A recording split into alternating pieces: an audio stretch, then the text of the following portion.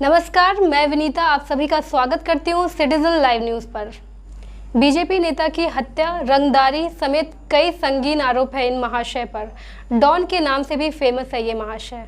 पटना का एक शहर है दानापुर। इस शहर की एक खासियत है कि भारत के कई शहरों में इस शहर का रेल और सड़क संपर्क बेहतरीन है। यह इस सेंट्रल रेलवे का डिविजनल हेडक्वार्टर भी है। लेकिन आज हम बात दानापुर में रेल के विकास नहीं, बल्कि इससे रेलवे के ठेके पर कब्जा जमाकर मर्डर से माननीय बने रीतलाल यादव की कर रहे हैं। पटना के केथवा गांव के रहने वाले रीतलाल यादव के नाम का सिक्का कभी रेलवे के ठेकाओं में चलता था।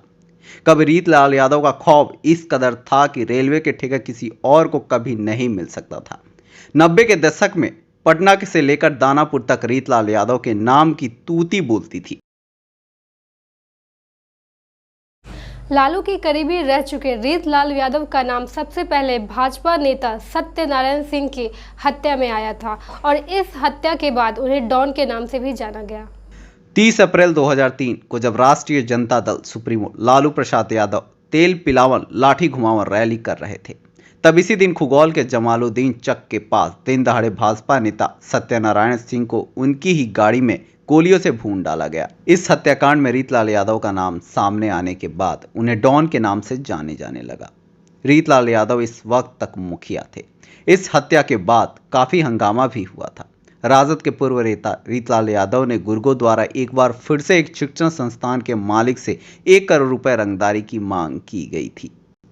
हालांकि कहा जाता है कि इससे पहले रीतलाल यादव के आपराधिक जिंदगी की शुरुआत 90 के दशक में हो चुकी थी।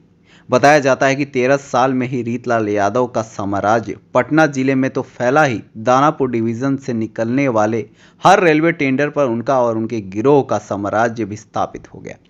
कहा जाता है कि जिसने भी उनके खिलाफ जाने की कोशिश की उसे भून डाला गया। भाजपा नेता की हत्या के बाद वो और भी चर्चित हो गए जब उन्होंने बख्तियारपुर रेलवे स्टेशन के पास 2 रेलवे ठेकेदारों की हत्या कर दी। इसके बाद रीतलाल ने अपने विरोधी नेऊर निवासी चुन्नू सिंह की हत्या छठ पर्व के समय घाट पर उस समय कर दी जब वह घाट बनवा रहे थे। इस घटना के बाद पटना पुलिस एसटीएफ रीतलाल के पीछे पड़ गई, क्योंकि तब चुन्नू को पुलिस के मुखबिर भी माना जा रहा था।